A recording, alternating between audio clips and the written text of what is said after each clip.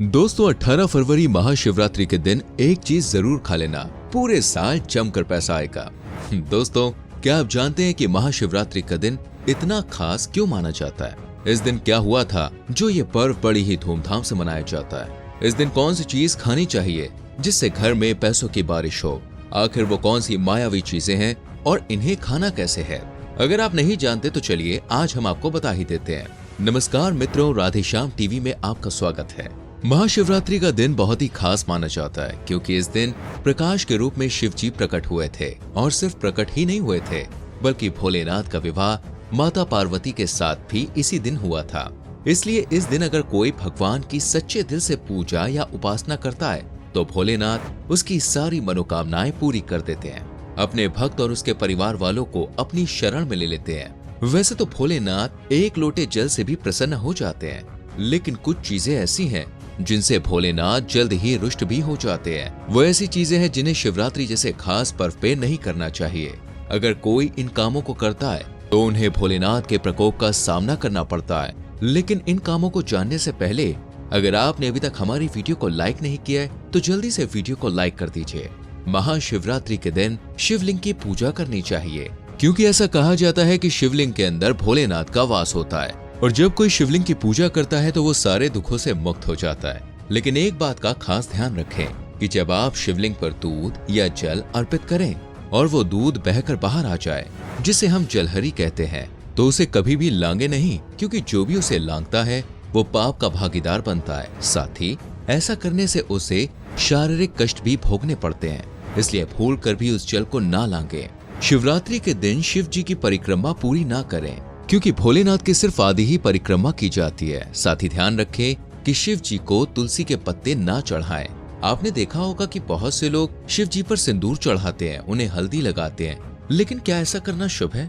नहीं दोस्तों, ऐसा करना बिल्कुल भी शुभ नहीं माना जाता है क्योंकि हल्दी, सिंदूर ये सारी चीजें स्त्रियों के श्रृंगार के लिए होती है, जबकि भोलेनाथ तो बैरागी है। इसलिए उन्हें ये सब चीजें अर्पित ना करें, वरना आपको भी भोलेनाथ के क्रोध का सामना करना पड़ सकता है। जब आप शिव जी की भक्ति पूजा पाठ कर लें तो लाल और सफेद रंग के वस्त्र पहनकर करें क्योंकि ये रंग शिव जी को बहुत ही प्रिय है और भोलेनाथ का भक्त जो भी इन रंग के कपड़ों को पहनकर शिव जी की पूजा करता है उससे भोलेनाथ खुश हो जाते हैं और उस भक्त को अपनी शरण में ले लेते हैं। वैसे तो आप शिवलिंग पर सिर्फ दूध भी चढ़ा सकते हैं, लेकिन अगर दूध के साथ कुछ चीजें और जोड़ लें तो आपके लिए बहुत ही शुभ होगा।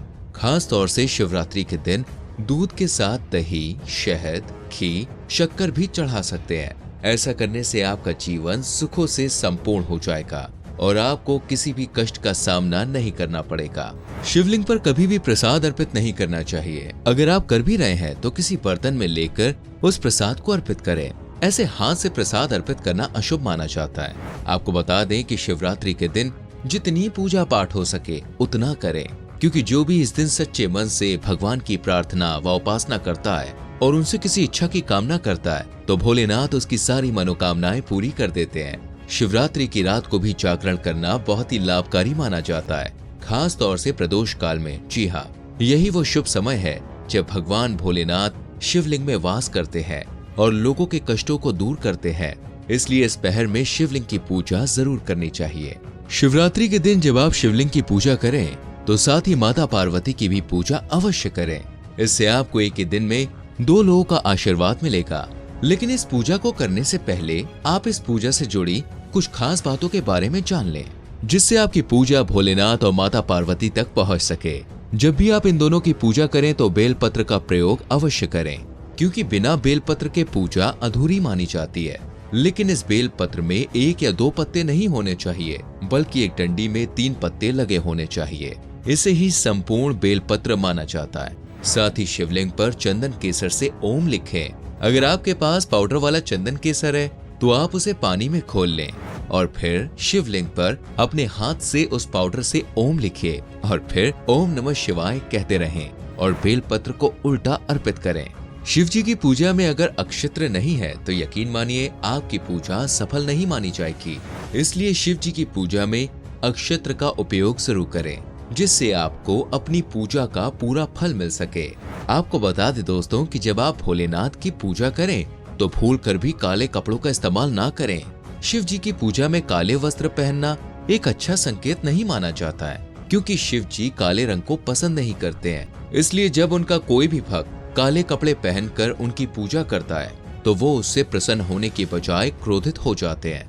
अगर आप भगवान भोलेनाथ को प्रसन्न करना चाहते हैं तो काले कपड़ों के बजाय आप भगवे रंग के कपड़े पहने, क्योंकि भोलेनाथ को भगवा रंग बहुत ज्यादा पसंद है। साथ ही भगवा रंग बहुत ही शुभ भी माना जाता है। ऐसा कहा जाता है कि इससे सकारात्मक ऊर्जाएं सक्रिय हो जाती हैं और नकारात्मक ऊर्जाओं का नाश हो जाता है। इसलिए भोलेनाथ की पूजा करते समय भगवा रंग के कपड़े धारण करें।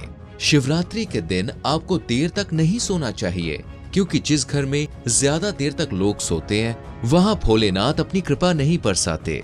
इसलिए आप सुबह 8 बजे से पहले उठें और स्नान करें। इसके बाद आप भोलेनाथ की पूजा में लग जाएं। अब आपको बताते हैं कि शिवलिंग पर कौन कौन से फूल नहीं चढ़ाने चाहिए। लेकिन इसके बारे में जानने से पहले अगर आपने अभी तक हमारी वीडियो को लाइक नहीं किया है तो जल्दी से वीडियो को लाइक कीजिए। शिव जी की पूजा करते समय हमें शिवलिंग पर भूल से भी नारियल का पानी नहीं चढ़ाना चाहिए और ना ही शिवलिंग के पास नारियल को फोड़ना चाहिए।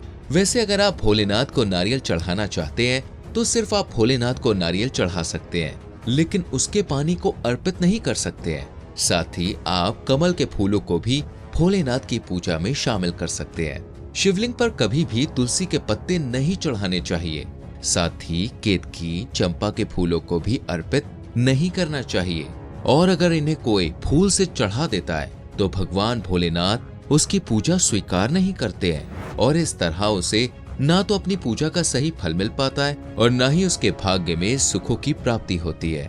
इसलिए आप शिवलिंग पर इन फूलों को ना चढ़ाएं। शिवरात्रि के दिन किसी से अपशब्द नहीं बोलने चाहिए और ना ही किसी के साथ लड़ाई झगड़ा करना चाहिए, क्योंकि ये दिन बहुत ही पवित्र और खास माना जाता है। और जो कोई इस दिन गाली गलौज जैसे कटु शब्दों का इस्तेमाल करता है उसे भगवान शिव के क्रोध का सामना करना पड़ता है। इस दिन मांस, मछली, शराब, किसी भी नशे की चीजों का बिल्कुल भी इस्तेमाल नहीं करना चाहिए। इस दिन सिर्फ आपको शिव जी का जाप करना है। जितना ज्यादा आप ओम नमः शिवाय कहेंगे उतना ही आप भगवान शिव के करीब आएंगे और भोलेनाथ आपको अपनी शरण में ले लेंगे। महाशिवरात्रि के दिन भोलेनाथ की पूजा जरूर करें। जब पूजा खत्म हो जाए तो दक्षिणा दें। आपको बता दें कि दक्षिणा में आप पान का पत्ता, उसके ऊपर सुपारी, लौंग, इलायची और थोड़ा सा कलावा यानी लाल धागा लेकर इन सभी चीजों की दक्षिणा दें। ऐसा करने से भगवान भोलेनाथ आपसे खुश हो जाएंगे और आप पर और आपके घर वालों पर अपनी कृपा बनाए रखेंगे। शिवरात्रि के खास मौके पर घर में महामृत्युंजय का पाठ जरूर लगाना चाहिए और इस पाठ को आप उस जगह पर लगाएं जहां आप भगवान की पूजा पाठ करते हैं और रोजाना इसके सामने पूजा करें। ऐसा करने से आपके घर में सकारात्मक ऊर्जाओं का वास होता है और नकारात्मक ऊर्जाएं घर से बाहर चली जाती है और साथ ही भोलेनाथ की कृपा हमेशा आपके घर पर बनी रहती है, जिससे आपके घर और आपको किसी भी कष्ट या बुरी शक्ति का सामना नहीं करना पड़ता है। एक सबसे अच्छा और महत्वपूर्ण उपाय है कि आप शिवरात्रि के दिन मंदिर में एक त्रिशूल अवश्य लगाएं। ऐसा कहा जाता है कि भगवान भोलेनाथ का जो भी भक्त इस दिन त्रिशूल अर्पित करता है तो उस पर जन्मों जन्मों तक भगवान शिव का हाथ रहता है और भोलेनाथ उस पर कभी भी बुरी समस्या नहीं आने देते हैं। इसलिए आप भी शिवरात्रि के दिन मंदिर में त्रिशूल रखें। इस दिन मोर पंख भी घर में जरूर लाना चाहिए, क्योंकि जिस भी घर में मोर पंख होता है उस घर पर हमेशा भगवान कृष्ण की कृपा बनी रहती है और जब किसी के घर पर श्री कृष्ण वास करते हैं तो उस घर का बेड़ा पार हो जाता है और उस घर को कभी भी पैसों की समस्या से जूझना नहीं पड़ता है। इस महाशिवरात्रि के खास दिन पर शिव जी के समस्त परिवार की पेंटिंग या मूर्ति जरूर लगानी चाहिए और इस पूरे परिवार की पूजा करनी चाहिए। इस दिन भोलेनाथ के पास डमरू रखना चाहिए, क्योंकि शिव जी को डमरू बहुत ही ज्यादा पसंद है। इसलिए इस डमरू को शिवलिंग के पास रखें और हो सके तो इसे 1-2 बार बजा भी दें, जिससे भोलेनाथ आपसे प्रसन्न हो जाएंगे और आप भगवान शिव की शरण में आ जाएंगे। सबसे जरूरी बात कि आप इस दिन रुद्राक्ष लेकर आएं। ऐसा कहा जाता है कि जो भी इस दिन रुद्राक्ष पहनता है या फिर अपनी तिजोरी में रखता है तो उसके घर में किसी भी प्रकार की कोई तंगी परेशानी नहीं आती है और तिजोरी में पैसा रखने से पैसों में बरकत होती है। अब आपको बताते हैं वो रहस्यमय चीज जिसे खाने से आपकी सारी परेशानियां दूर हो जाएंगी। वो है धतूरा। जी हाँ दोस्तों, इसे व्रत तोड़ने के बाद खाना चाहिए। अगर आप धतूरा नहीं खाते हैं तो आप इसे थोड़ा सा चख लें, जिससे आपका व्रत पूरी तरह से संपन्न हो जाए और आपके घर में पैसों की बारिश होने लगे और आपका घर पूरी तरह से सुख संपत्ति से भरपूर हो जाए। दोस्तों, अगर आपको वीडियो पसंद आई हो तो लाइक और शेयर जरूर करें। अगर आप भोलेनाथ के सच्चे भक्त हैं तो कमेंट सेक्शन में जय भोलेनाथ जरूर लिखें। साथ ही हमारे चैनल को सब्सक्राइब करके बेल आइकॉन प्रेस करें, जिससे आने वाली वीडियोस आपसे मिस ना हो। मिलते हैं अगली वीडियो में। हर हर महादेव।